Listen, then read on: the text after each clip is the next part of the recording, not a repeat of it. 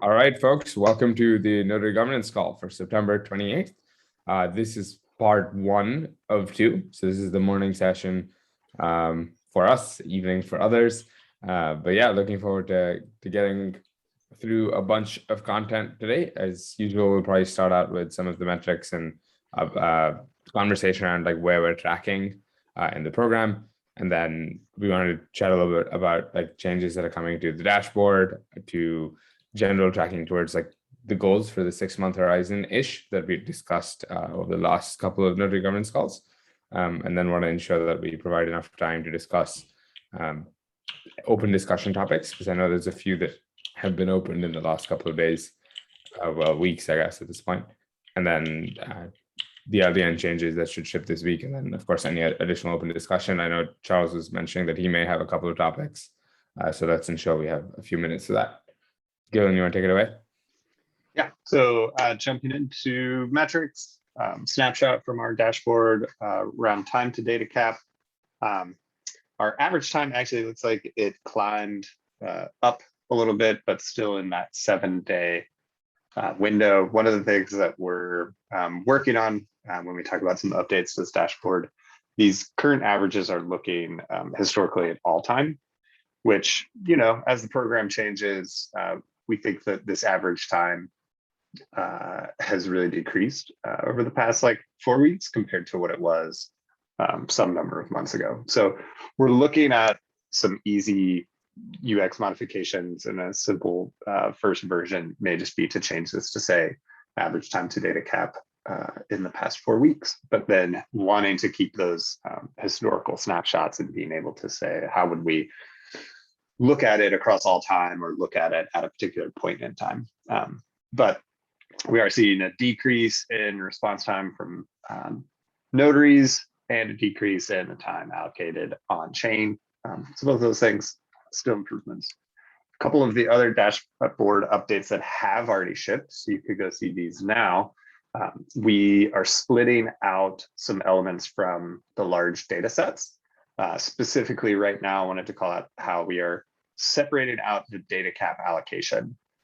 And part of this, like, we talked about this in the past few governance calls, it really changes the way our funnels look when we think about these as the same. And we can look at our funnel to like kind of highlight that. So our data cap allocation funnel for direct notary to client activity, so not counting large data sets, we have 12.75 petabytes that has been allocated out to notaries for them to start distributing.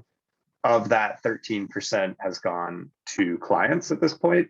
But what's really exciting here, in my opinion, is the transition from clients to deals is, a third, which is pretty great. Obviously, this data cap to notaries is going to keep decreasing as more is given out to clients, over time until we get to another notary election cycle. So part of the reason, we think of these things in this funnel is because we do sort of this big allocation at an election point, and then they're making distributions across a number of months from this pot. But we want to keep seeing, how much that's getting to clients, how quickly, and then how quickly those clients are sealing it in deals. So highlighting why it's, useful to split these and maybe not as useful to look at the LDNs on the same funnel. Those, because of the process, the LDN entity, when it is stood up, has a very large allocation by itself, especially in comparison to the allocation of the direct notary. So, we're talking 32.9 compared to 12.75 to all 20 some odd, direct notaries. And that's only for 12 LDN clients. We're about to probably double the number of LDN clients when we push through this new process flow. So this number is going to significantly blow up, which then changes just the calculation of how quickly and at what pace that goes to the clients. So it's not as useful to look at how much has gone out to those big LDN notaries compared to saying, how quickly is it making it specifically to those clients through first and subsequent allocations? And then how are they sealing in deals? And again, we're seeing, high throughput once it gets to the clients, almost 40% is getting sealed in deals. This program has only been going for 3 months of allocations. So very exciting to see that here. A couple of the usual statistics that we like to highlight. Our direct notaries are doing great. There's currently only 38 open issues as of yesterday, which is fantastic.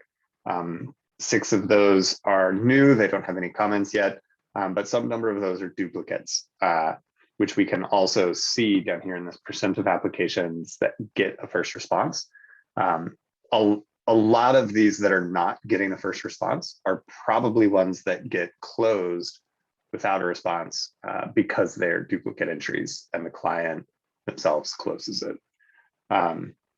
With 210 granted applications and 26 in the last 14 days. This number continues to increase every 2 weeks. We're getting more and more in a 2-week cycle. So per month, we're seeing 20 clients getting data cap at a time. It's great. We're going to keep pushing these numbers higher.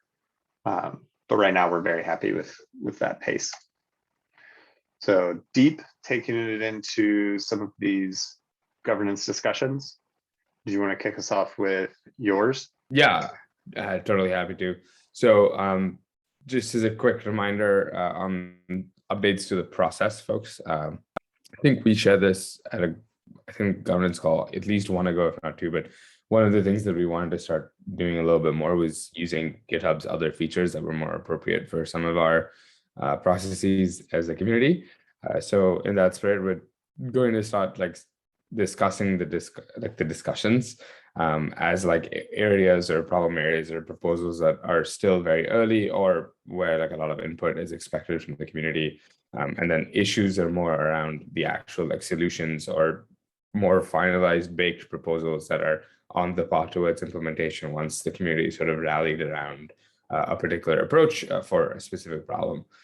So I opened up this discussion on specifically increasing scope of automated verification. So I think this is a pretty interesting challenge and something that's going to matter a lot in terms of helping the program scale and ensuring that the Falcon Plus system itself enables a lot of interesting clients to actually get onboarded as fast as they possibly can and prove that on the actual network they're behaving as we'd hope for a good client to behave.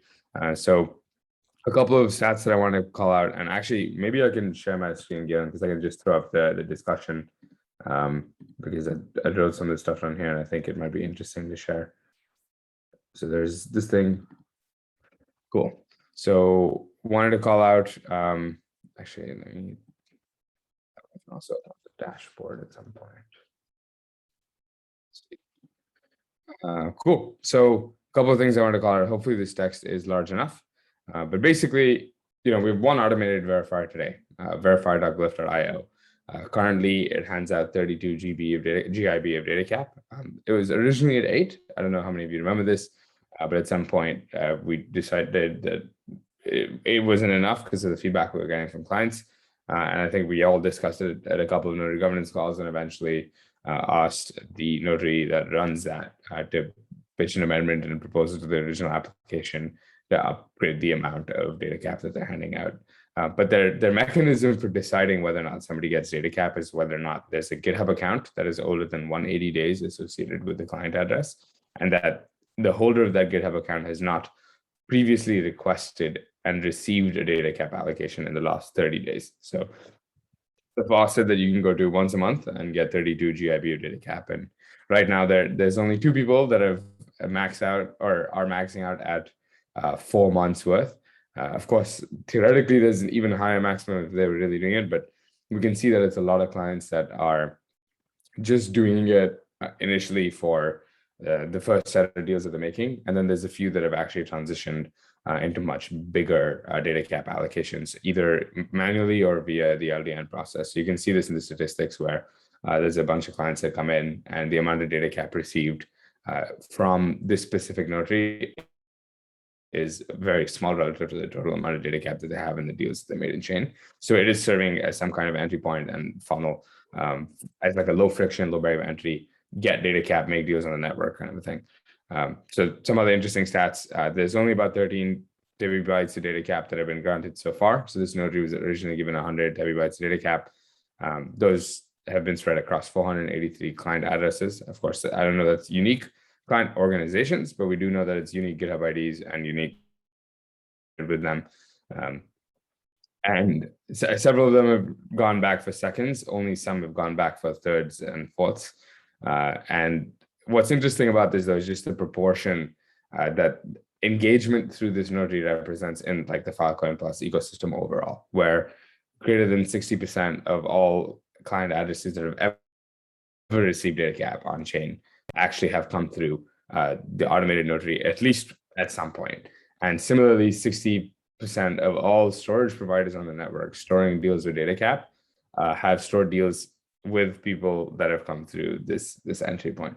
And so that's pretty interesting because I think it shows that it is indeed a lever for increasing the scope of the stakeholders and ensuring that we are continuing to broaden the usefulness and the impact of the Falcon Plus program.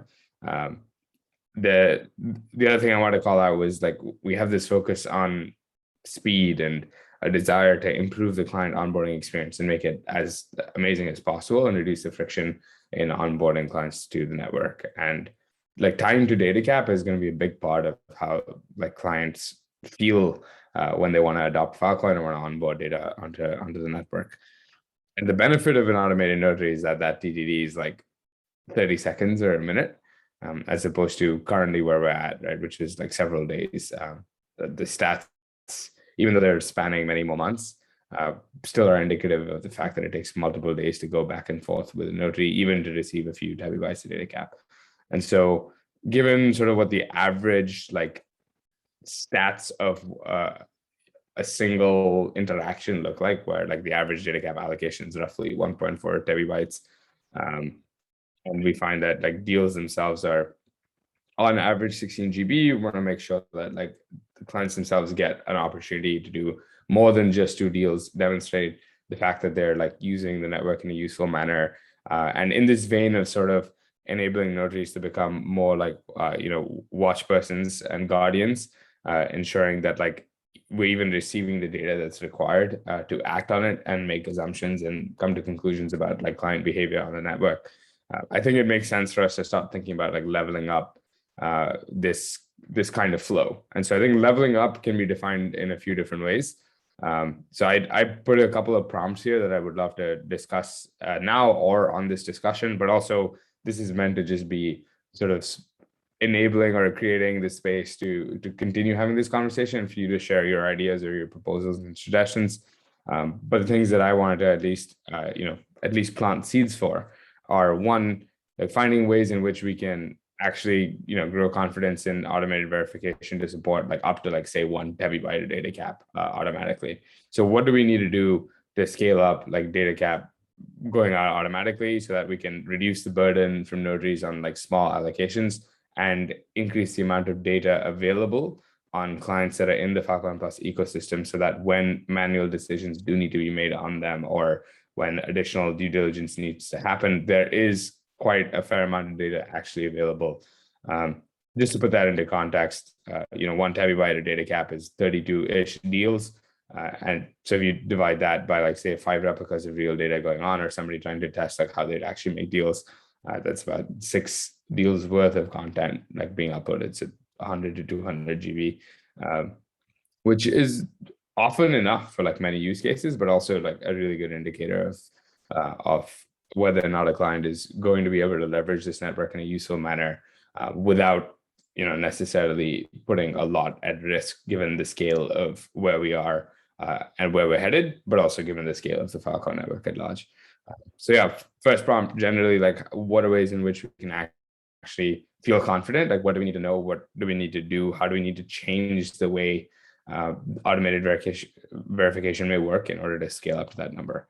And then transitioning from that as well, we've seen that a lot of clients get stuck at not having an old enough GitHub account, or there are certain development environments in the world that just straight up don't use GitHub. Like for example, in China, it's not as well used. And there's also clients coming to the network that aren't familiar with GitHub, and some of them don't have like a GitHub account as much. And so as the general sort of like path to making deals on Falcon continues to evolve, so whether that client is going to come directly to the network and identify storage providers, or if that client is going to go through some sort of deal like broker, like the Bitbot or PhilSwan or Estuary or something like that, that's going to reduce sort of the expectations or the amount of knowledge or the establishment of a client required in sort of the Web3 space as a native like open source space. And so not even sure if GitHub is the best way to do that sort of initial KYC. So thinking of ways in which we could either pick something else or experiment with something else, or even better, try a combination of things that maybe enable clients to, prove that they're worthy of receiving this data cap. That could be interesting. And in line with that, that doesn't necessarily mean we change the existing like automated verifier. It just might be interesting to have more. It might be interesting to like in the next election cycles, put out some RFPs for organizations that are interested in building something like this. If we as a community can generate like a strong enough prompt or a scoped enough ask for like what we think would be interesting to experiment with. And then similar to that, the third prompt is sort of generally increasing like the presence of this particular automated verifier, but also in general automated verification. So if that's like improving the process of the existing one, scaling that up, and then finding ways to ensure that it's accessible to the clients that are interested in using it. Because so far only 13 terabytes has been used. Like that's not that much. It's less than 15% of the original allocation.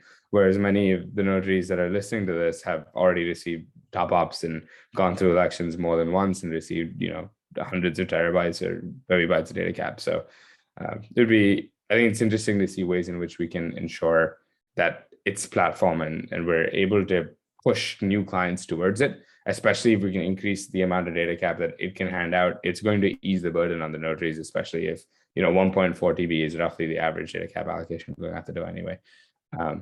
That and also RFPs, as I mentioned, to ensure that like there is distribution and decentralization and diversity of ideas and perspectives as we sort of approach this problem.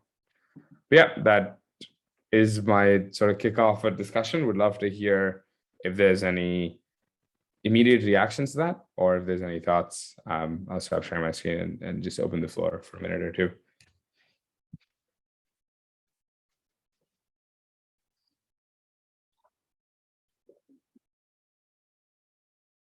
Coordinated liquid sipping. Hi, can you hear me? Yes, we can hear you. Yeah, because you mentioned that like some Chinese miners they're not able to use GitHub. I'm like quite wondering like how is that could be possible? Interesting. So we were told that like accessing GitHub is not like most people don't necessarily set up GitHub accounts to begin with in China because they're using other tools. And then somebody else mentioned that they actually have to go around like using VPN to access it. So we weren't really sure if it's like as well established as it is, say, in like the NA market or maybe the EU market, where it's like much more commonplace to come across people that have had like GitHub accounts for several months or years if they work in this space. Yeah, but I'm wondering like if they cannot like play with the GitHub. But yeah, I would love for you to shed some light. Yeah, like how they will be able to like interact with other like Filecoin miners in the in the whole eco space. So I'm just feel like it's quite strange to me. Yeah. So I think it's a very relevant point because there's probably like a really high correlation right now. But I think the two things that I would call out is basically like one, a lot of the actual communication within the network seems to be happening through Slack, where there's like just a lot of like back and forth, the Falcon deals market channel sort of in like the interaction is happening there. And then I would say that a lot of clients that are coming to the network aren't really necessarily running things from scratch anymore. Like we have like a bunch of solutions that are being built to abstract away direct interaction with the chain, right? Like a lot of different organizations in the ecosystem are basically building tools. We have at least two in this room itself, where Charles is working on a mechanism to abstract away like manual deal making, and so is Andrew Hill. And it's interesting because that effectively reduces the barrier of entry quite a bit for a client, right? Because over time, the flow goes from, hey, you need to like understand how like to run Filecoin. So you're going to a repo, You're cloning it, you're building it, you're running it, understanding how it works, and hosting ways to do it, into instead go to this HTTP URL and drag and drop a file and press upload. And so when we start moving towards the right, depending on if there's support for clients still having a wallet address, which they can get through an exchange or anything else, then data cap going to that address still becomes a challenge. And so I think that's like the sort of way in which somebody might have zero interaction with GitHub and still end up in this situation where they would benefit from having data cap and are a valid client with a valid use case on the network. Yeah, I think like adding something onto that, a thing that we have heard and also seen in kind of looking through some of the direct client applications, the person coming to GitHub is not necessarily someone like on an engineering team or someone with experience in storage mining. And so the person, showing up as the client may work in some other part of the operation. And so then using GitHub or using any of those interfaces where there's kind of this developer first tooling is a barrier to entry to them. And they're more used to even something like a Google form where they could drop in their information and then get an email. And so it's sort of this question of, what would it look like? And I think, again, some of the other notaries have been experimenting with this, like, what would it look like to not require GitHub as like a starting point for someone coming to the network, even getting that first small allocation. But good points. To any other like thoughts, questions? Yeah, but I do understand, but I do think like most of the like Chinese miners or clients who know the Filecoin, they should have the ability to get the VPN, especially like because like we are in the industry, like, and then we do know like everyone in this industry actually can know how to use the VPN. It's very necessary. Agree. Actually, if we don't know how to use VPN, and with the recent law comes up, they cannot touch cryptocurrency anymore. But I think that's completely reasonable. I see the same thing in the chat as well from others. So maybe GitHub is a good indicator, right? Maybe it is the right thing to use for now. But I still think it's worth thinking about ways in which we can scale it up. So even if we increase, like say, the existing verifier, or we add a different one that basically looks at or improve its logic, could be an interesting one, right? It's like look at like whether or not data cap has been used before handing out more. But even basic things like this like don't really exist today in our path of automated verification. As with many other things in the network, it was an initial idea with sort of basic implementation at the start, to which we sort of only really did one iteration, which was prompted by Andrew several months ago to increase the amount of data cap to 32 GIB. And I think this discussion has been more as like, let's think about other ways in which we can continue to evolve it. So what I'm hearing is maybe GitHub is a really good indicator. And I think that that's totally valid. One thing Galen and I have been thinking about as well, and would love to get your thoughts on related to this, is if you have any suggestions for more systematic ways in which we can gather like client feedback, like the clients that are coming and working with you as a notary, do they ever get back to you with feedback on like what it was like to get data cap, or what it was like to like go through the flow and make deals on the network?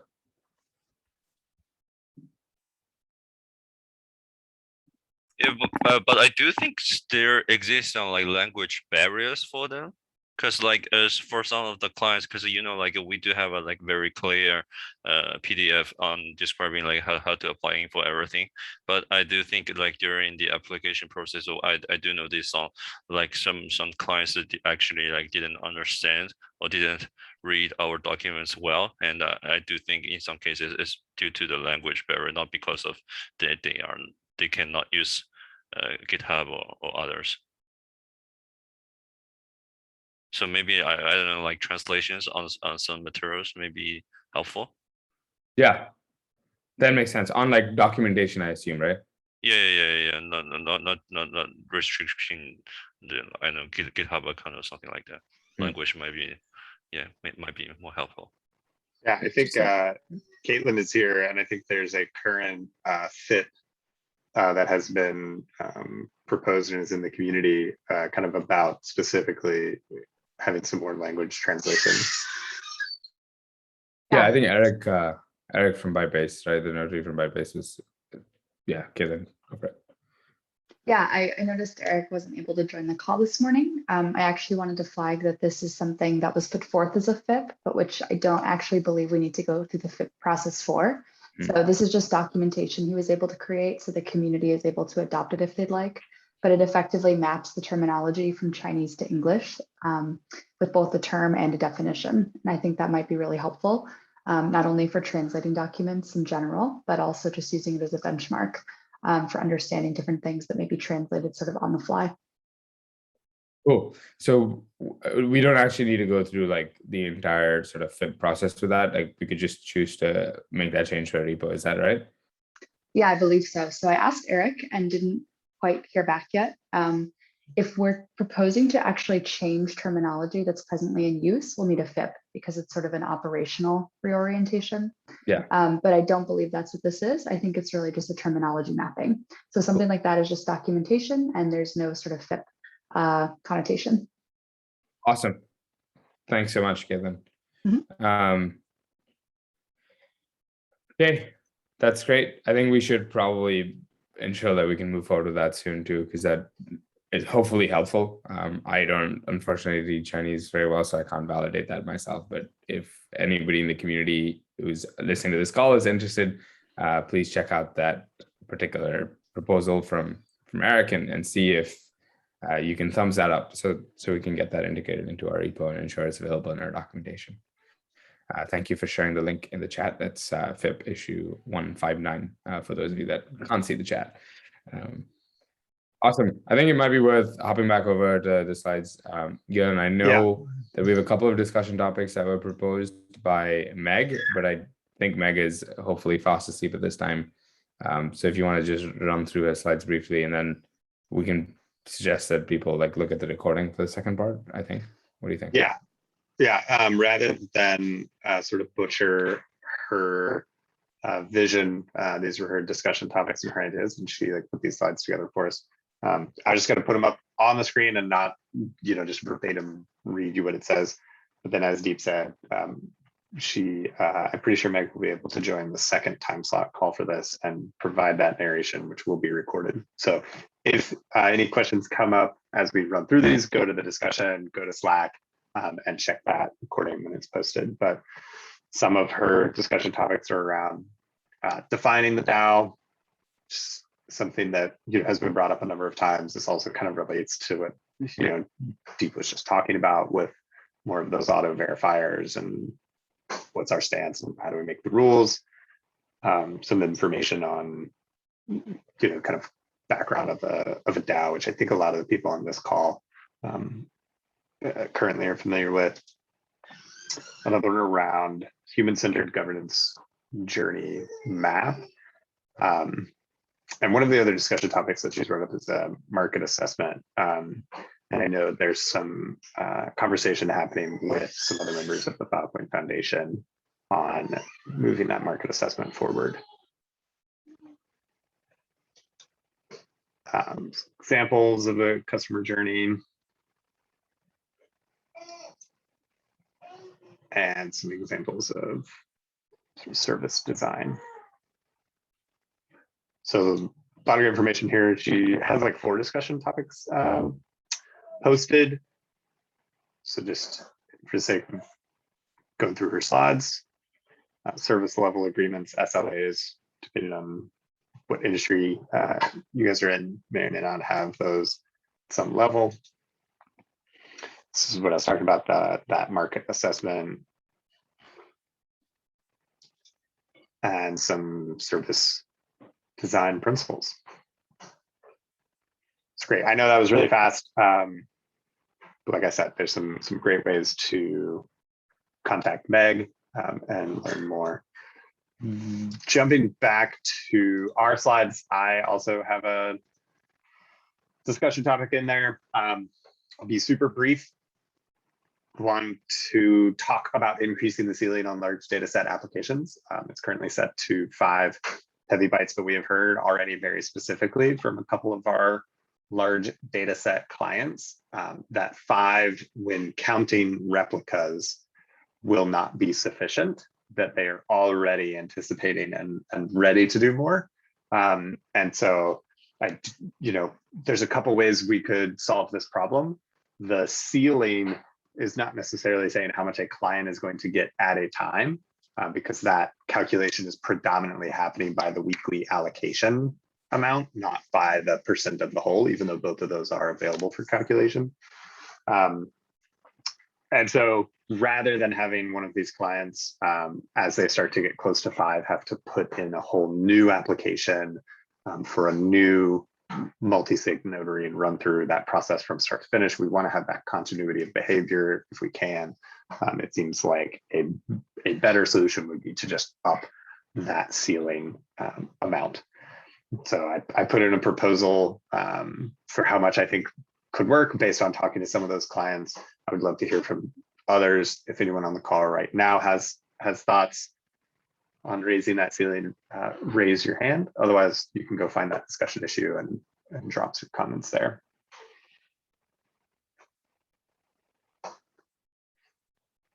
Cool. Running through. Cool. Take it away, Dean. Yeah. So this is sort of in line with the 6-month-ish horizon goals that we've been talking about for about the last 2 calls. But I just want to do a quick update and sort of figure out what is a good way to continue discussing these, or at least as a community, like start tracking towards these a little bit more deliberately. So there's a couple of ways in which we can do it. This is one. Before I dive into that, though, just looking at the chat, I see like 2 people have volunteered to help with the translation and ensure that like the integration into the docs makes sense. Thank you both so much, Alice and Laura. If you can take a look at that FIP and just drop a comment in that directly, that would be super helpful, and we can integrate into our notary governance repo or the client onboarding repo, or both from there on. So really appreciate your offer, and hopefully we can get your feedback in there as soon as possible. Back to the slide. So there's a couple of different focus areas that we've been talking about, and they're loosely broken up into like 5. At least that's how we shared them in the past, and that's I think what made sense to people in the conversation after that. So let's talk to them sort of row by row. The first of which is volume. So we've talked about getting like a much larger magnitude of data cap available at the top of the funnel and available to clients that are looking to onboard onto the network. And we set this sort of target of like 500 petabytes in the next 6 months or so. And it's interesting on how you do that math, because every time like an LDN, at least the way it's set up today, is approved, that's like data cap that is like going or being set aside at least for a specific client that will over time continue to earn parts of it. But it is that they've sort of set aside that much for that particular client, or we as a community are confident enough that we can support that sort of path. And so we're sort of proposing that the way in which we calculate that sum is like the amount that is like granted to LDNs plus directly granted to clients to like the valid like verification that each of you is doing individually when they apply to you. So the current number is roughly low 40s petabyte. So we're like getting to like 8%, maybe 10% of the way there. But there's also a bunch of things that are coming up that could be interesting, or there are different things that we could think about proposing that would make progress towards this to lock. Okay, so a couple of things to highlight. One is issue number 217. So I know Alice already asked about this in chat and Galen responded, but if you didn't see that, basically the proposal for like having like an LDN V2 flow should make large data cap applications, allocations, that whole process a lot more approachable and a lot faster, as well as sort of running the experiment with a new way or mechanism itself is generally going to increase the amount of data cap that we're sort of allocating towards that as a community. And so at least probably 50 petabytes will come into that funnel in the next several months. So that's great. We should also, think about like how we serve ecosystem efforts in general. So I know that like PL, for example, announced like Falcon or maybe it was FF, but somebody announced Falcon Gravity. I just remember seeing like the documentation for last week, but it was basically to refer public data sets that could be onboarded onto Falcon. And so that's interesting because hopefully from that, for example, we'll see a lot of like demand show up that could usefully generate. Okay, thanks for confirming. But yeah, the idea that generally we could have a lot of folks sort of just show up and hopefully like use Falcon in a useful manner. And so serving them and ensuring that they get data cap as needed is probably like a useful sort of thing for us, where like we ensure that Falcon Plus doesn't get in the way and does enable that sort of demand for actually landing on the network. But other things to think about is like notary elections, or ensuring that the amount of data cap that's in circulation in general continues to go up, either for the LDN process or through general verification, or adding more notaries, or increasing the data cap available to notaries, or there's a ton of different ways that we can do this. But it would be great to sort of ideate and start thinking about that as we look ahead, especially in the next couple of months, like what we can do to set ourselves up for ensuring that we are building a system that scales to what this network will probably need of us in the very near future. Second sort of aspect area is like this onboarding speed, or like what we like to call TTD, which is turned into quite the frequently used acronym, time to data cap. But we talked about basically, question in the chat. No, not part of FilPlus. It's just an independent sort of like identification of data sets that could be onboarded on the Falcon, I think. So it's similar to like the interaction that like other programs in the ecosystem have, where like oftentimes they will come to the Falcon Plus system and then ask for data cap because they're surfacing legitimate client demand. But that's different than FilPlus directly itself, right? Yeah, Laura put a link in there. Thank you. It's Gravity is kind of a sales referral program to help bring some additional clients. It is anticipated that all of those clients will go through Filecoin Plus and would be eligible, and based on the size would probably go through the LDN flow, but may also just go directly through notaries. And I don't anticipate Filecoin Plus being a barrier to any of those referral clients coming in. Charles, did you have a question on that before we move on? No, I don't have a question. I just like, for me, it's the most beautiful part of the Gravity is that it doesn't, it allows you to have encrypted data. But the Filecoin doesn't allow you, at least for now, that doesn't allow you to use encrypted data. But Gravity is okay. That's a really good thing. Yeah, that's a really good point. And I think that is something we should start to talk about too, as a community sort of evolving with like the type of demand that's coming in. And so having the more difficult conversations on ways in which we can scale the definition of what can come through Falcon Plus is probably something we should think about doing in the next few weeks. So yeah, I know that, Charles, you brought this up a couple of times, and some of the other notaries in this call as well have, but like thinking of ways in which we can start to support the path to trusting clients that do end up proving that they're worthy of that trust, basically, to bring on encrypted data could be an interesting thing for us to think about in the coming weeks and months. So yeah, definitely encourage you to start a discussion, or create that space and platform for the people to share their opinions on it. I know we're now a little short on time, so I'm going to get through this quickly. But yeah, there's the previous slide has the TTD stuff. Just current status on that is like we're still orders of magnitude away, but hopefully changes to tooling, automation, scope for automated notaries based on the discussion that we just talked about earlier today, but also other ideas more than welcome. Let's hop to the next slide in the interest of time. 3 other areas is risk mitigation, which is ensuring that we sort of have the data analytics that we want as a community to ensure that nobody's really abusing the system, where the goal, several months from now is to ensure that there's like accurate data available, dashboards that show you that data, and we're able to track like on-chain behavior of various stakeholders in the Falcon Plus system. The current status of that is effectively that there's 2 dashboards that exist today. There's one that I think was built by Laura, actually, who's in the chat. But they're both sort of relatively basic with regards to like I think the problem space and how they could evolve. So excited to find ways in which we can work together as a community to offer feedback, suggestions, and maybe even push sort of these dashboards to the next level in terms of their usefulness. This client onboarding and just generally improving the user experience, where there's work that we need to do with documentation, discoverability, access to the program, tooling, and things like that. And then there's Falcon plus governance itself, which is like finding ways in which we can leverage tooling better and come up with governance practices that are much more scalable and mature with regards to like what actually needs to, like what we need to be able to pull off together as a group over the next several months and maybe even years. So excited to get some more like tactical feedback and discussions, perhaps led by some of the notaries on this call, to see how we can continue to improve the general process. Cool. Sweet. I want to touch on this before we run out of time. Alice brought this up about the LDN v2 in issue 217. Just a reminder, a client, the flow is going to be client's going to open an application.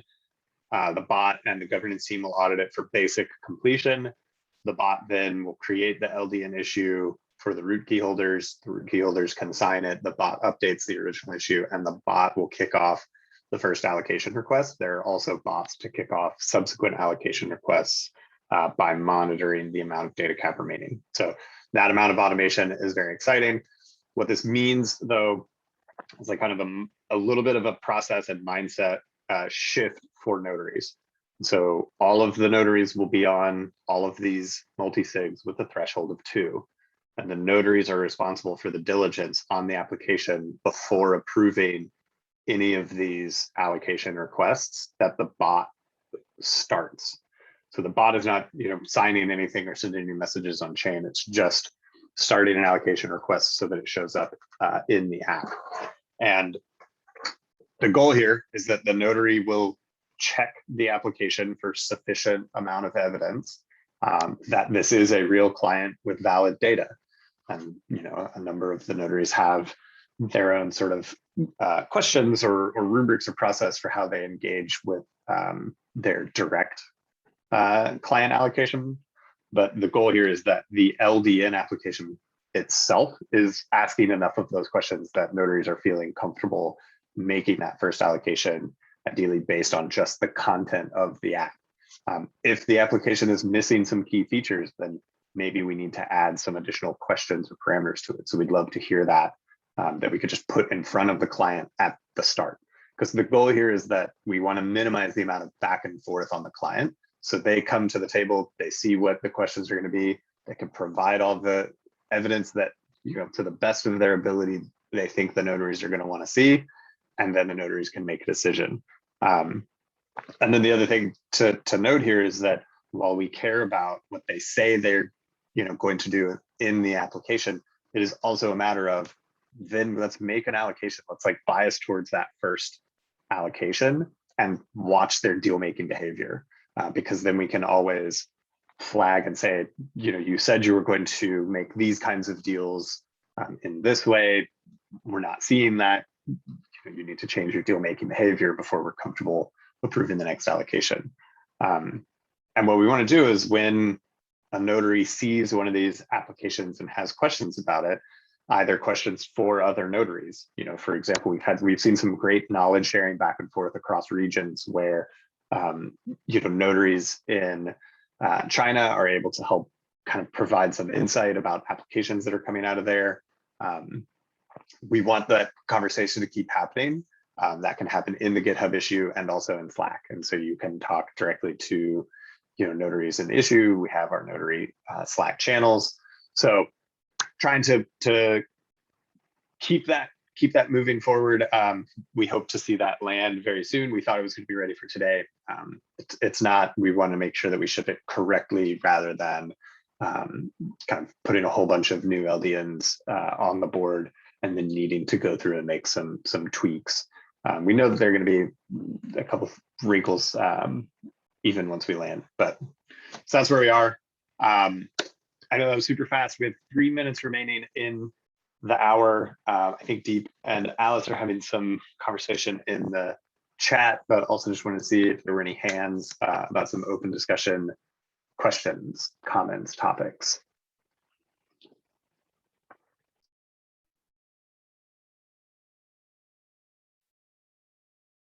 Yeah, the conversation in chat is just a continuation of sort of evolving the LDN flow or just Falcon Plus. I think in general, as Charles was saying before, to consider encrypted data, for example, especially from clients that we know are trustworthy, like governments, for example, which do need to encrypt that data. And so, but on encryption data part, like previously we don't have a Gravity project, so without the like a fair plus support, it's really hard to get the industry on landed. But for now, I think the Gravity will be a good buffer before we have a good solution about how to examine the data to encrypt it to be eligible for the fair plus. So I think for now, we don't really have a rush to make the encrypted data become fair plus project, because 10 plus is really like a lot for them. And so for now, like the public data set, we still have lots of public data set into onboarding. As far as I know, we still have the Stanford, the starting project, right? External is applying for more data set. The problem that we have data set allocated, but what the capability of sending it out, and we're also about the miners or storage providers is a bottleneck. So at this time, like I think we have more important to focus besides the encrypted data should be a priority of the FAIR plus. Yeah. On the other hand is about, I really worry about the recent what happened in China about the laws change on the cryptocurrency side. So because we know that we have so many notaries, we have so many data set allocations, data cap allocations in China region. So where this affects their work, or like, and I also see that some data set claim that because it is related to some sensitive data, the data set won't out of Asian region. This large data set, I'm not sure like how does the notary is thinking about a data set only available inside one region. Yeah, I think it's pretty interesting. I think there's like aspects to this which are like regulations sometimes requires it to be one way or another, right? Like I know Meg in the past has talked about Australia and then GDPR, of course, and China has its own policies around it. But then there's the leveraging Filecoin to be like a useful, permanent, long-term store of like humanities data, and like to what extent we want to ensure we enable that. But I think legislation is something we probably still have to come up with a way to respect so that we don't like put any storage provider at risk. But that it does increase the challenge of like how we define distribution or decentralization then, right? Are you suggesting basically that like we ensure the data that's being stored through data cap in China, for example, has a replica outside because it's possible for that to be the case? It's just not something that we encourage. I don't know. This is really something like we need an independent topic, because on one side, from the geolocation diversity, we should have it located in different places. Otherwise, how can we solve decentralization? But the other side is that we cannot ignore the problem of the law, right? So if it cannot, at least at this point, we shouldn't let them against the government law. That's not wise. So the third question is that, do we really need those kind of data set to become part of LDN? Right. Yeah. Or we change the LDN policy. Yeah. I would love to hear the opinions of maybe the notaries and the community members in China who are much more familiar with the policy in this space. Yeah. I don't have as much knowledge. So like we did have a like internal discussion yesterday, and we do think like currently for Filecoin mining is still not that risky, because like because you know that like for Filecoin there's no like mining pool, unlike Bitcoin and Ethereum. So like for like Chinese government, it's like very hard technically to like tracking down these miners in the space unless they are selling like cloud computing power or some product like that. If they're just focusing on Falcon mining and do not have like normal customers to buy their equipment, that will be fine, at least for now. Yeah, so as long as you're actually just doing the job of being a storage provider, it does comply with, okay. Yeah. That makes sense. Okay, it's good to know. I think, Charles, it's a very good prompt. We should probably continue to keep this sort of top of mind for future calls and ensure that we're collecting info.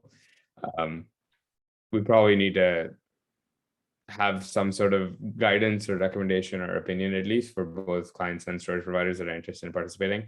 But it seems like for now it's okay. At least that's what I'm hearing. Good news for me in the chat. Awesome. Okay, I think we're a couple of minutes over. Thank you all for participating in a lively discussion today. We're going to wrap up here. And then for those that can make it, you know that our second governance call will happen in several hours from now. So looking forward to continuing the conversation there with the set of folks that can make it from those time zones. Have a good rest of your day.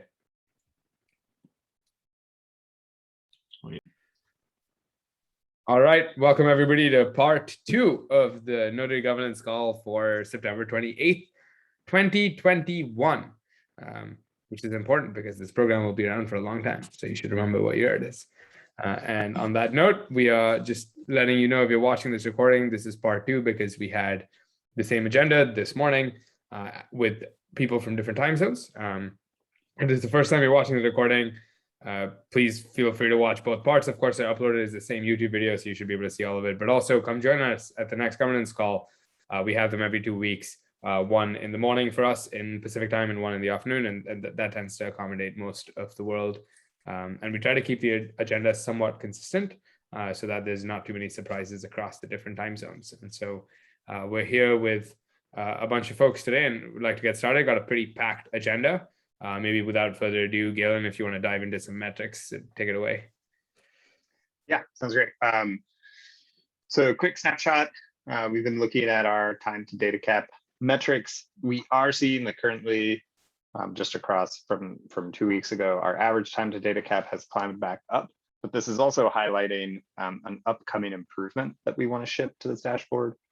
Where we're probably just for now version 1.0, we're going to change this average time to data cap to be average time to data cap in the past 4 weeks, because what now it's looking at right now is across all time, and we think that we've made some really good improvements to the program. Notaries have gotten more responsive, and the reality of how quickly people are getting data cap right now is really different from when the program first started. So that's something to stay tuned for. We are seeing decreases in time to first response and time to data cap allocated on chain. So that's great. We want to keep driving these down. These are some of our key sort of metrics that we're thinking about in terms of client satisfaction and client success. Deep will talk more about that in a little bit when we talk about some of our 6-month goals and how we're doing. But in speaking to updates and changes to that Filecoin Plus dashboard, that interplanetary dashboard, we have already shipped a change where we break out the data cap in the LDNs.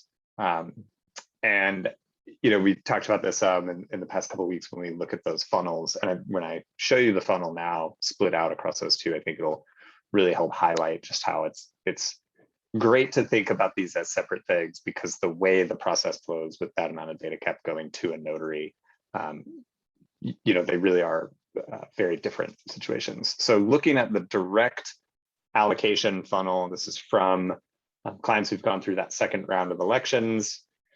We sent out 12.75 petabytes of data cap, and in coming out of that allocation from the notaries, we've had 1.67 petabytes to clients.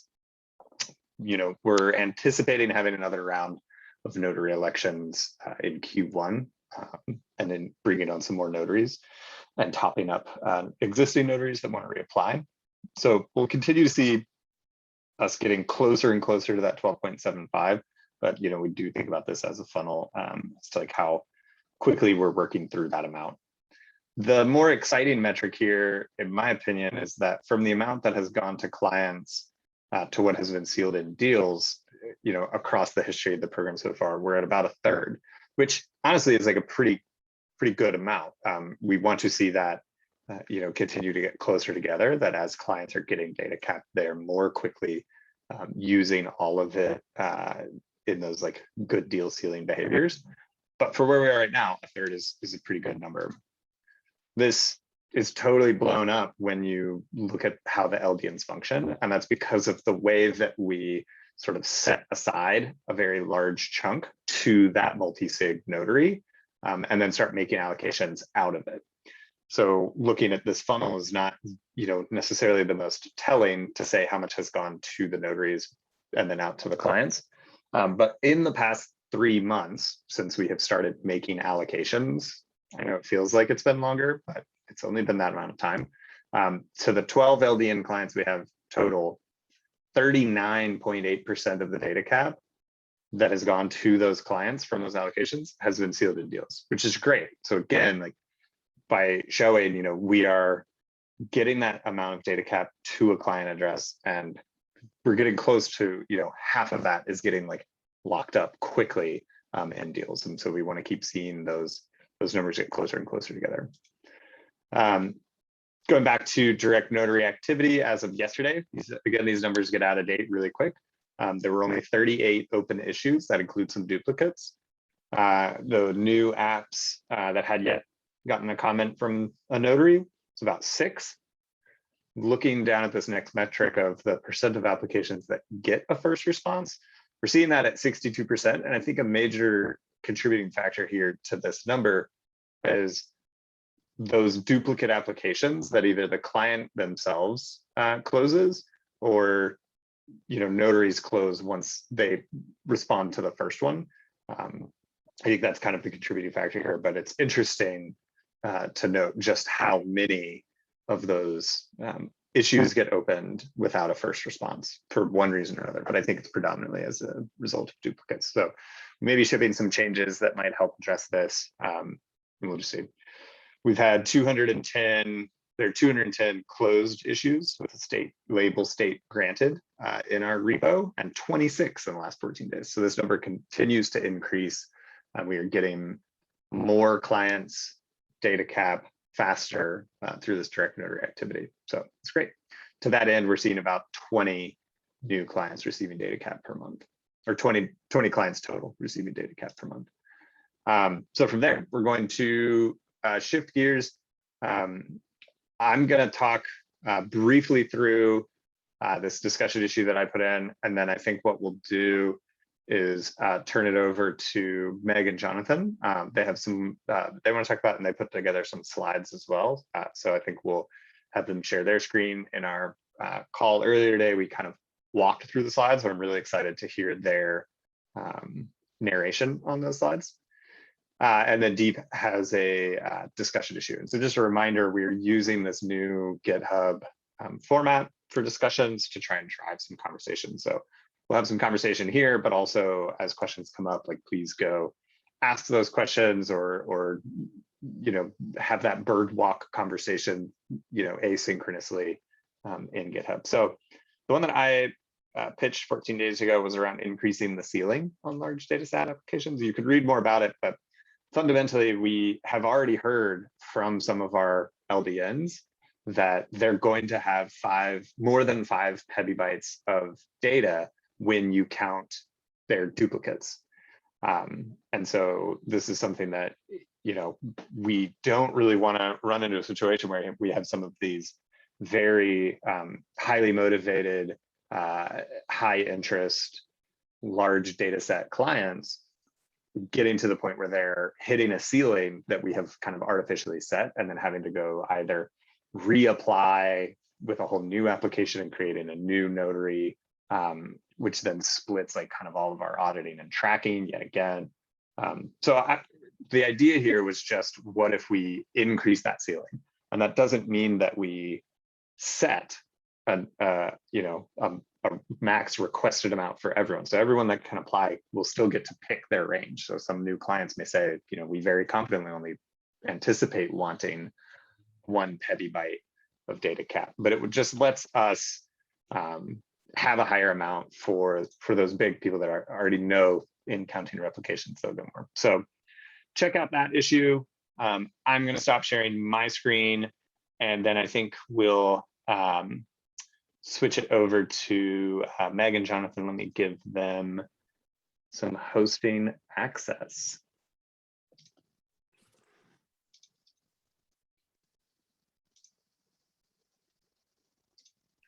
If it sometimes this the wheels fall off this part, and you have the presentation, Galen. So if I can't share, then you could. Yep. Yeah, I have it open if we need that.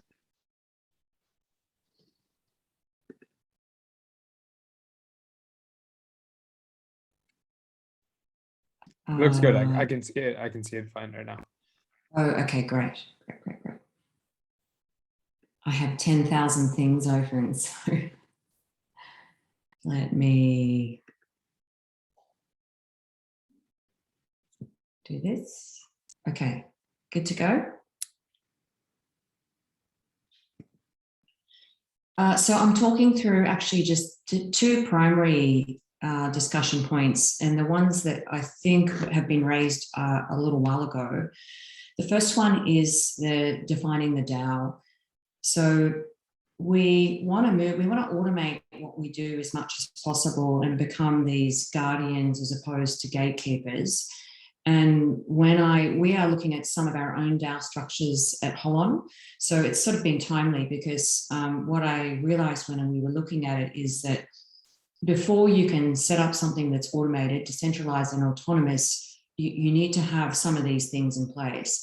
And I think we have a lot of them. We already have a lot of them, but it's just taking enough further input from the community to fill out the pieces that we might be, where there may be gaps, I suppose. So I think I don't want to, there's another page, but beyond this, which is just around the definitions of a DAO. And I'm pretty sure the whole community is comfortable with this, but stop me if anyone wants to talk about it a little more.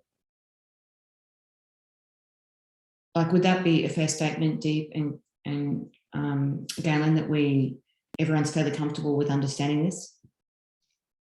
Yeah, I think a lot of people are. I also think this write-up is good. I was also going to ask you, so maybe now's a good time, when we finish, if you'd be willing to export these as a PDF, and we can upload them, and maybe we break them out and put them on each discussion and put them in the issue announcing this call, and then we've just got these really good slides in multiple places. Yeah, no problem. And there's some great references. I mean, the DAO Stack Medium article is a pretty good one. It goes into detail, goes into tech solution, but it does explain some of this stuff. So look, the purpose of this and the ask was, what do we need to do to get to a place where we're clear about these things? And it is related to, I'm just going to skip forward, it's related to a smaller one, the service levels. Now, notary service levels is part of this whole automating our DAO. And it's something that I think, you know, when I listen to you, Galen, and you're running through how we're performing, and we've got these large data cap targets that we've got to fulfill and we've got to enable. This was one thing that I've been raising for a while, and I think other notaries as well. How might we organise ourselves a little better so that we working through these issues is frictionless? So they're both really tied in together. If we're going to do defining the DAO, then part of this is the notary service levels. So I'll pause there. Like, this is a big one. You know, I guess the question is, what motivates us and what incentivizes us? And if you look at other DAOs, they do have an incentive mechanism within the program, right? So perhaps it's something that we could take in a survey, and it's probably one of the things that I think might speed up the feedback loop here, is to understand what everyone thinks about applying service levels, but also incentivizing them. Any thoughts? I've been like thinking about this one and wondering if there's something that we might, get through or propose or implement in time for the next election cycle round. So that as part of both the existing notaries reapplication, but then also new notaries, there's some clear, as you're saying, like clear guidelines of what the expectations are, but then also clear sort of balances and incentives. And maybe a simple low-lift thing is the rubric has amount calculations, and we just say, like, if you agree to a certain level, that lands you at a certain spot on the rubric. But I think a concern there is we also want to encourage getting more notaries at more levels. And so balancing that idea of saying we don't want to force every notary to operate at the highest level. And so how do we account for that in a rubric where if we're scoring it to say, okay, well, now we have only selected notaries that are telling us they're going to be the most motivated or the most engaged at that top level. There are times where we want notaries who are going to be able to bring some really great subject matter expertise, but maybe they know they're not able to be as invested every day. And so I wonder, I love this idea, but I wonder how we tactically account for both. Well, I don't think we need to reinvent it, because there are incentives that are already working in DAO. So we can look at some use cases and take inspiration from those, I suppose. I think more than anything at this stage, if you're going to do something with it, we need the community to vote for it, because it is fairly monumental. I have some thoughts. Like, I don't think not directly necessarily addressing your points, but maybe some things to add to this to make it a little bit more robust. First thing is that, like, there's a bunch of organizations. Like, today, when you apply to be a notary, you're applying as like an organization, but you're also applying as an individual. And there's like not a super clear line on like which is it that's actually serving, and we typically default into like an organization serving, and then that organization may choose to then elect an individual, and that individual may change over periods of times, for example. But there's also this element of like organizations themselves have organizational footprint or exist as different entities in different places, and so there at some point there was a relatively interesting conversation on how do we ensure that like there's proportionate presence of like basically like funding on the network relative to actual notary power, for example. And actually proportionate is wrong. It's kind of the opposite. It's that like just because you have a ton of Falcon, for example, or you have like LLC set up in every continent, it doesn't mean that you should just get to be a notary in like every single continent, for example. So that's one thing that could be interesting to think about. And instead of like running away, I would love to see us actually design with that in mind, like knowing that a lot of the people in our ecosystem are multinational, international organizations that have entities that are set up in different places and are well funded and have good interests in making sure that this network succeeds. So ensuring that they get to participate fairly, I think, is an interesting challenge. I think the second thing is, one thing that we also keep talking about is like notaries acting in groups, and there are different ways in which you can slice and dice like notaries acting in groups. And one pattern that we've accidentally, I think, fallen into is like regions, right, where we like group notaries into regions and then like do things like set data cap policy for a region or send clients from it. And that makes sense from like a culture perspective. It makes sense from like a time zone perspective, for example, when like clients are applying for data cap. It of course makes sense from a context and a regional like understanding perspective. But I think one takeaway, especially in my conversations with you specifically, Meg, has been that regions are not granular enough of like a distinction. On one hand, like having like country-based distinctions makes a lot more sense, because then you can have people that really understand policy. On the other, we can leverage the fact that we already have these groups to start creating. Like maybe it's not the perfect layer, but that's what we have today, right? We have 25 notaries split up across regions. Maybe in the future we'll have, 500 notaries with like 5 from each country that's actively participating, and that's a completely different world state. But what we're solving for today is like 25 to 100 notaries spread out relatively thinly across the world with some concentrated areas. How do we leverage groups of notaries that share background, share presence in a region, share knowledge, share language, share expertise, in a way that if you're going to start pitching like SLAs, then how do we ensure that there's like, instead of it just being, here's a set of notaries that are at a higher SLA for the entire pool of notaries, like why isn't it that we do, each region or each country has somebody that's operating at like a lead tier, who's doing that coordination effort for that like group of notaries. Like, that could be interesting, I think, in terms of leveling this up to scale better, because it is true that we want to increase, like in general, we're working towards increasing the presence of data cap, the presence of notaries, the ability of notaries to empower clients on the network. And that's probably going to come from leveling up like automation and like aligning on policy.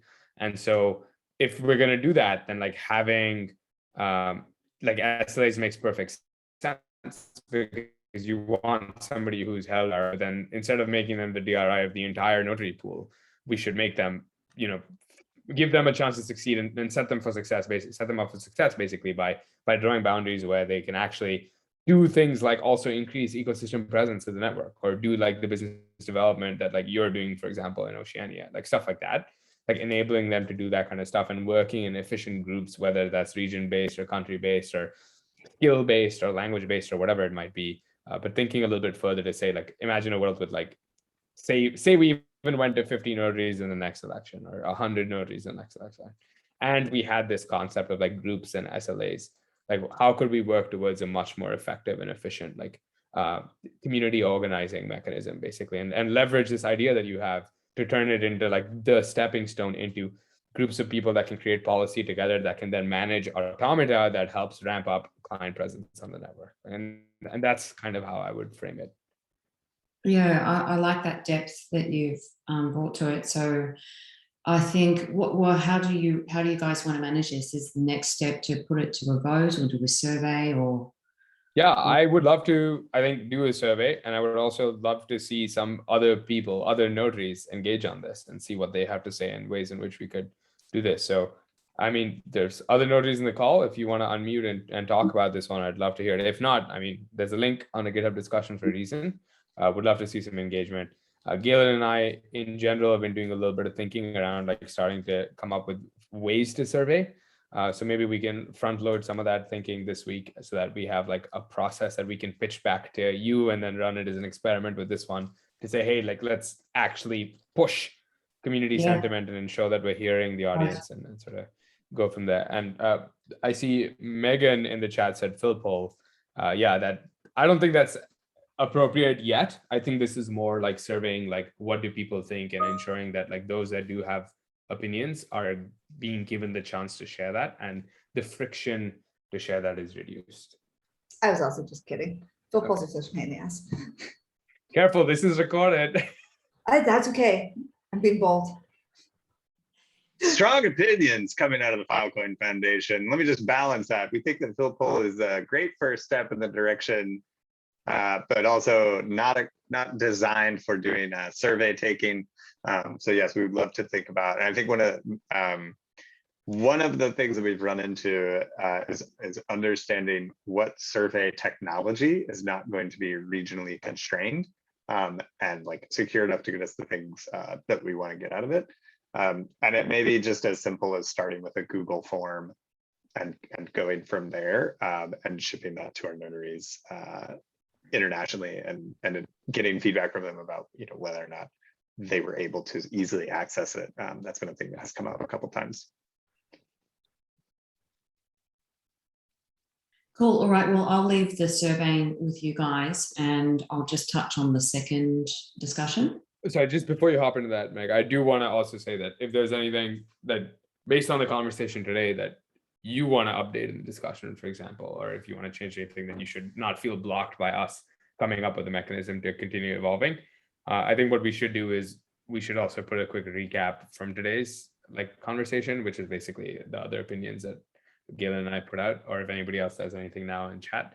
And so I can be held responsible for doing that basically, and then we can take it from there. Look, I think the only thing that will take it next level is putting a survey out and asking for, if possible, for the notaries to, it's a mandatory to complete it, because we want to get to a place where it's decentralized and autonomous, and we can't unless you guys don't want to be telling people how to do it. That's not the point, right? The point is that we all decide. So that's probably my only input there. That makes sense. Cool. Unless anyone else in the chat has a question, I'll move on to the next discussion. These are all actually so related.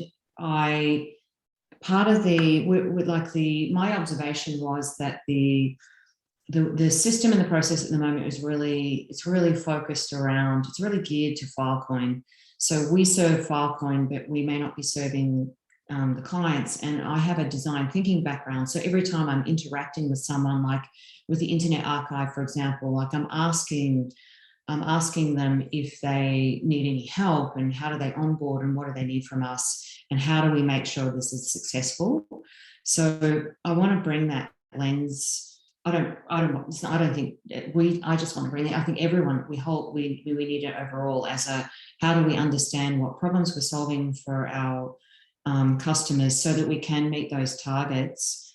And the best way to do that is some form of journey map. Now, there's two ways you can do it. So I'm just going to run through. There's two things. There's an actual customer journey that's really puts a spotlight on the customer, deeply understands them from their whole process, from when you recruit them or acquire them to when they leave you, when they retire. It develops their value proposition and it designs the experience around them. So it's a real spotlight on the customer. The thing that I've been training in the last couple of years and I really do love is service design. Now, by comparison, it maps across the whole value chain, which I think adds a little more value. So, Uber is excellent at this, and dare I say it, but Amazon in their distribution follow this model, and they map everyone from, in the procurement center through to the distribution center and all the way through to a customer, what the systems are, what the touch points are, and they make every single layer frictionless. So, what I am proposing, and I'm putting these two examples up, is that it's a blend of both, that we really deeply understand our customers and we understand what we need to do to service them. So it may be a blend of both. And it is actually also related to this market assessment piece. So I'm having a separate conversation with the foundation around supply and demand are a little out of balance. And when I heard the size of the data cap quotas that you would like us to work towards, we have been using network and it has been quite organic, but there's a point with which in any sales cycle that runs out, right? You can only tap your network so much until you have a strategic way to commercialize it. So in all the products, new technology products I've commercialized, you need this piece. It tells you who's doing what, when, how, it understands our value proposition. It involves some prototyping and co-creation with clients, and the customer journey is part of it. I can't remember the reason why I split them out. There was a good reason. And when you asked me to put this together, I'm like, why did I split these into separate pieces? But maybe it was just to make it easier to make decisions on smaller chunks. Now, this one, I guess the ask is, I want to know whether the community, in some of the notaries I've spoken to, they said that this is pretty important. But I would like to know if there's greater support from the notaries and also that would support our application to get this work done.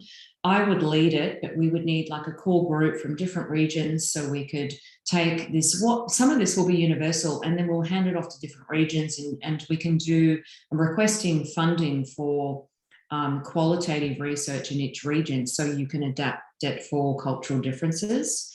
So we would set up a baseline, and what is included in that baseline is this pretty fabulous kind of customer journey and service design. Both of these things would be supporting the notaries and the automation of the DAO. I'll just pause there if anyone has any questions. Yeah, I have a quick process related question that I'm hoping maybe Megan and Galen might have an idea on, which is basically for this specific like market research thing, not the service design necessarily, but for the market research thing, can that not just proceed as like a RFP or like a grant request outside of Phil Plus even, because that's like relevant to the Falcon network? Well, I think it's just been moving slowly. So any support I have, then that will help. I see. Yeah. I see. Well, we've got the king of or the queen of support right here, right, Megan? Yeah, totally. I know, or I thought that you and Clara were talking about this. Yes. And so where did it get hung up? How can I unblock it for you? I met with Clara late last week, so it's still with her. I've put the proposal and the funding, and in a sort of startup style, I've suggested that we tranche the stages. So we only release funding when we're achieving what we've done in the milestones before that. And I think the biggest piece of funding is the qual for each region. So if we're doing universal first and then drilling down on regions later, then, and it might even fall into what Deep was suggesting, which was how do notaries act in groups.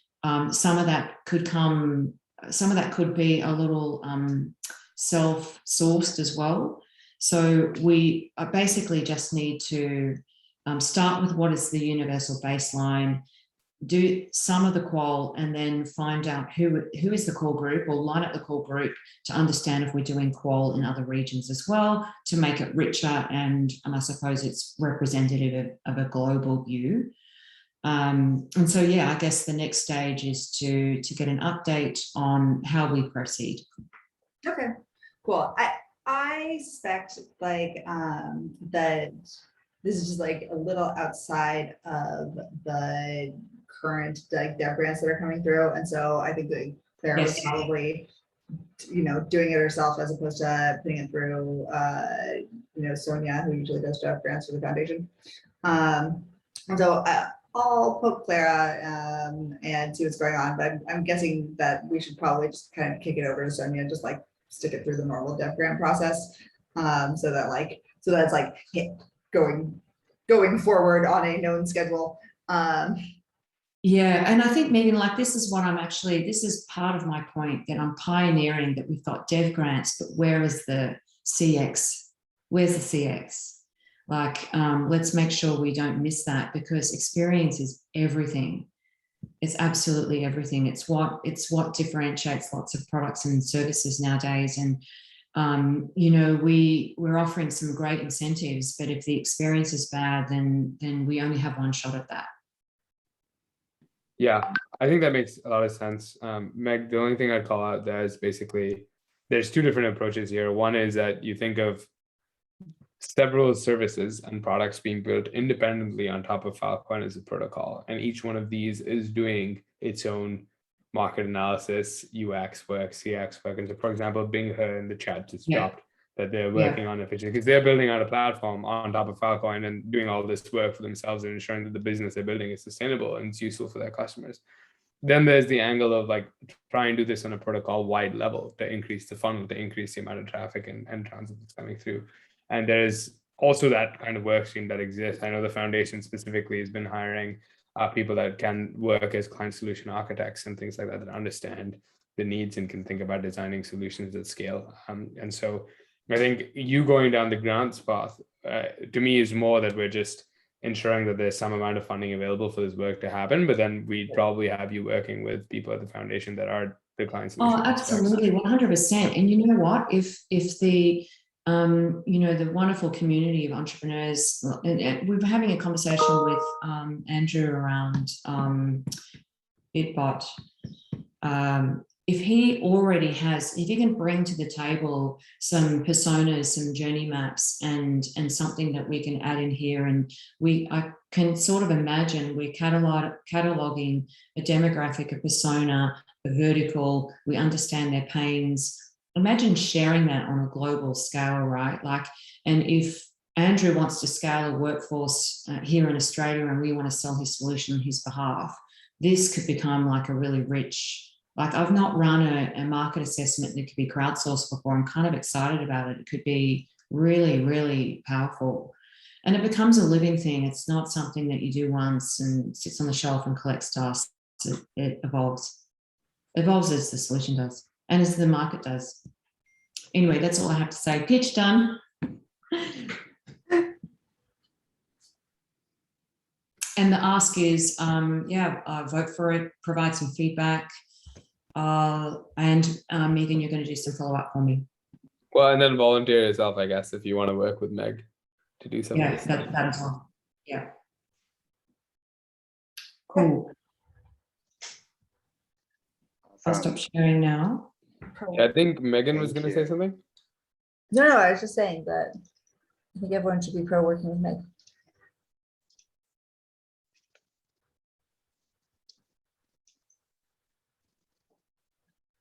There's no name bias there, right, Megan? No, of course not. Crazy. Cool. I think for the last sort of discussion, I might just briefly just touch on it. Gillian, I know we're a little short on time, and I also got a lot of speaking time this morning, and so people can watch the recording for that. But TLDR on that was basically sort of pushing us to start thinking about how we can level up automated verification as like the first big incremental step, both towards supporting larger volumes of data cap, but also much faster time to data cap and improving the client onboarding experience. So that discussion has some of the things that I was thinking about or wanted to prompt for conversation. But the few salient points are basically that today we have one automated verifier that has not only brought in greater than 65% of all unique client addresses participating in Filecoin Plus, but has also resulted in deals being made with greater than 60% of all unique minor IDs making deals with data cap on the network. And so literally a majority of the actual on-chain presence of our entire program is coming through this automated verifier. And all it's doing today is handing out batches of 32 gigabytes, right? And at some point in time, it was actually handing out 8 gigabytes, not even 32. And we as a community decided that it was probably worth leveling it up to at least get it to fill up a sector. And so some stats that sort of caught my attention this past week, and I think Galen sort of generally agrees with this, is the average deal size on the network today with data cap is about 16 GB, which means if somebody's getting 32 GB of data cap, and now I'm oversimplifying, but I should be saying GIB, they're able to make 2 like average deals to prove their presence on the network. And if we're looking at unblocking clients, like making 2 deals is not only like relatively trivial, but it's also kind of useless from the perspective of generating data about the client and the kind of actor that client might be in the Falcon Plus ecosystem. And if that's somebody we want to support in the future, either through automation or through manual verification, but enable them at a much larger scale. And that combined with the fact that the average allocation today of data cap is only about 1.4 TB sort of prompted the thought that, hey, like what are the things we need to do to start thinking about automated verification on like the next order of magnitude or more. So instead of 32 gigabytes, like how do we get to hundreds of gigabytes or even up to like 1 terabyte via automated verification? And so that could either mean scaling up existing automated, like the existing automated verifier. It could mean adding more. It could mean changing the actual algorithms or like proposing changes to the actual like KYC elements that drive the existing automated verifier. But I feel like it's a really good opportunity in terms of step 1 in the direction of serving clients better, faster, and reducing like individual burden on a notary, but increasing burden on the group of notaries to start thinking together as a group and proposing changes that can then start to inform automation. And so that discussion was just kicked off as a prompt to start thinking about some of that.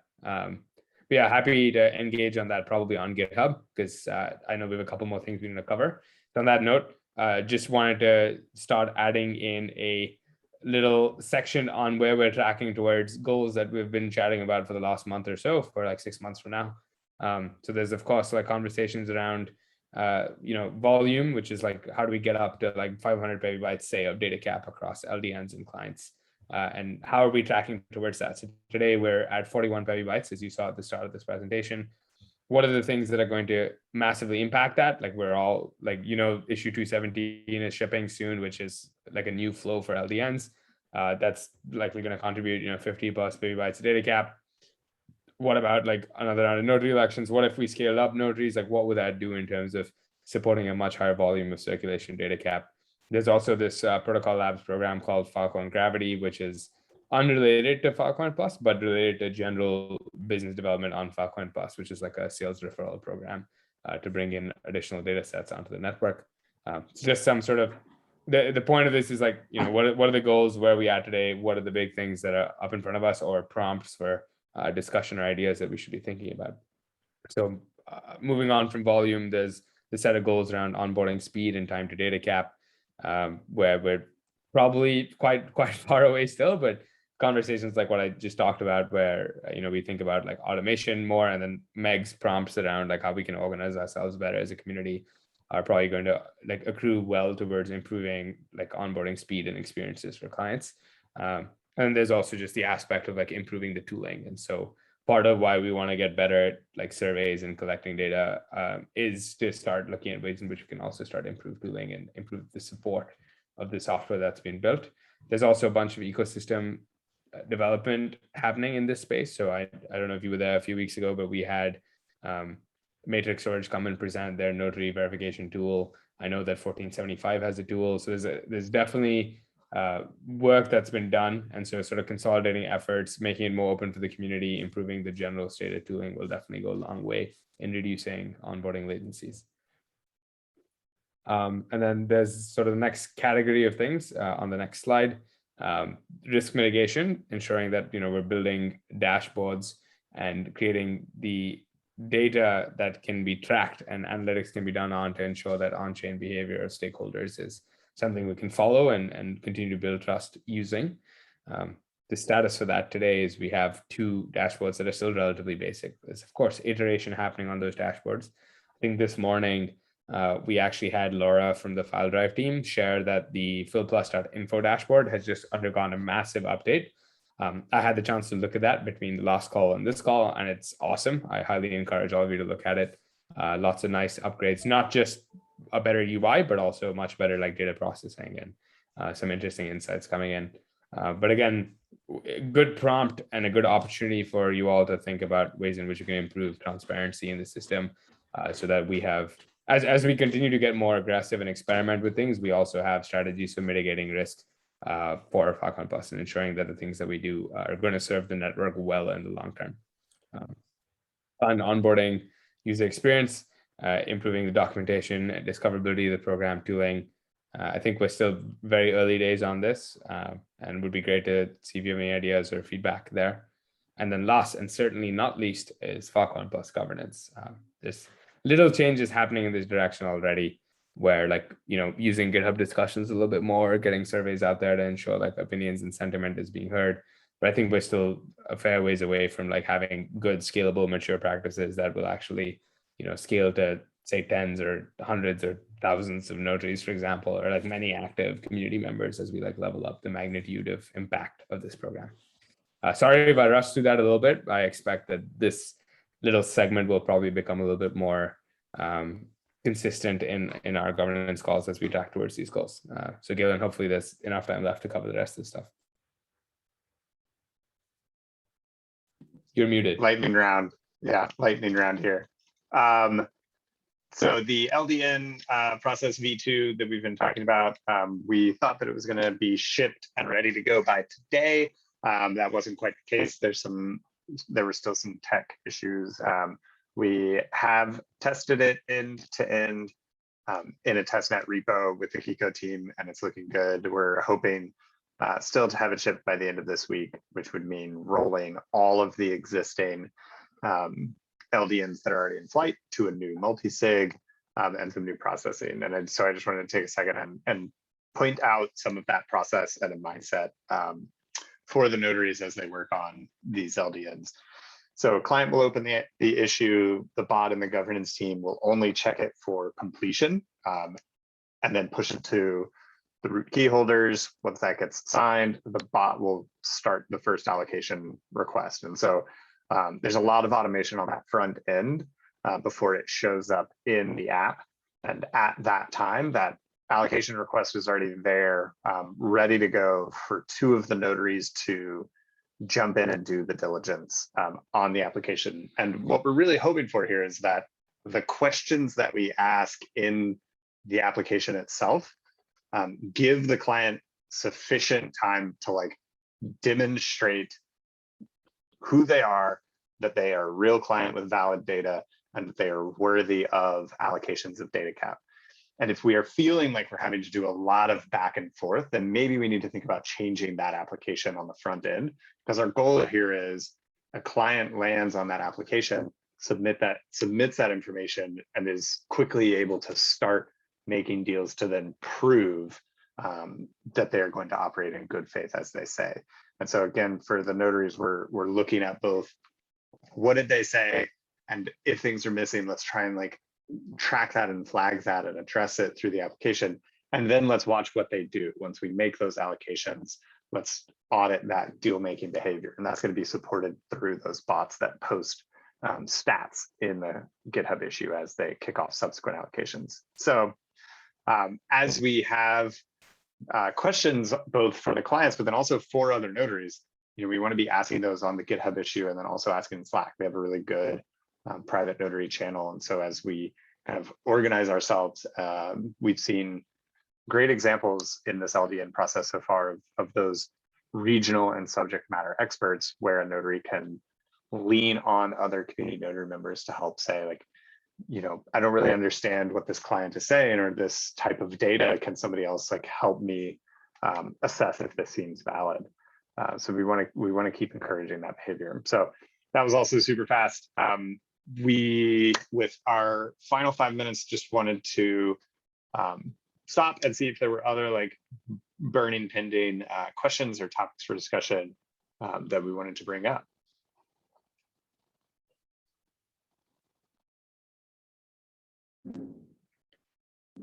Question from Faye in the chat. Yeah. I think you're asking about, does it support changing the client address for where you will receive the data cap? Is that right? Yeah. To our knowledge, it is a change that can happen on the GitHub issue. So we can adjust that.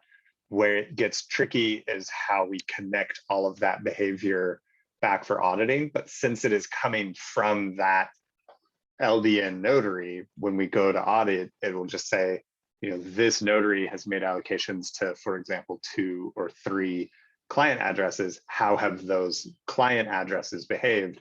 Knowing that those are multiple client addresses to the same kind of application project. So there shouldn't be technical or programmatic limitations to changing the client address. I think what we'll want to do, and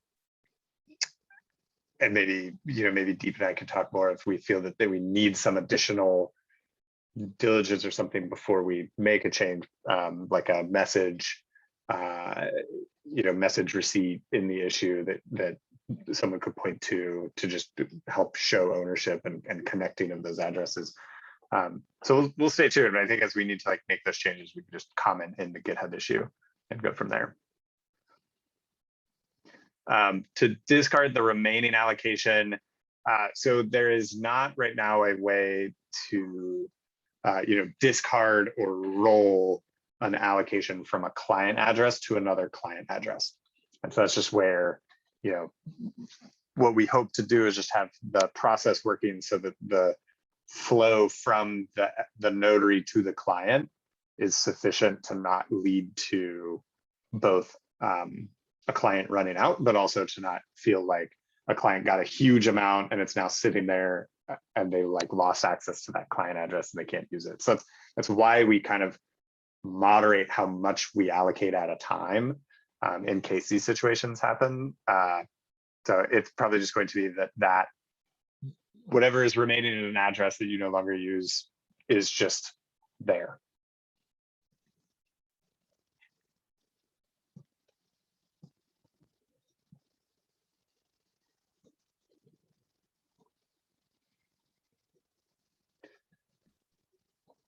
Cool. Nice. How about changing data set? That's tricky. I do think that's worthy of a new application, right? Because that the whole point is this thing is specific to like a client use case. Unless, well, I think so. Faye, your case is interesting because you specifically applied for data for the 3 KRIS genomes, right? But for example, Estuary or like Phil Swan are applying for data cap that says, hey, we're doing. It might be like different sets of data, like it's open, it's all on IPFS or whatever, but that could theoretically be like user-driven data, and so it could theoretically apply. So I think it depends on the actual application in the way that it was approved initially and the way the notaries are continuing to support it over time. And like consequently, I guess like that falls from like who the client is and what their use case on Falcon is really, right? So I think that's interesting. Sort of dependency where I don't think you have as much flexibility because you're uploading data that's effectively like from a subset of data sets that are being made available to you where the decisions are being made by you and by other people, which is different than like if you were building a service or if you were your own scientific organization that was conducting its own research or something. Like, yeah, some of the other stuff that we're seeing in the LDN apps. Nice. Cool. Any other points? Any other thoughts, questions, ideas?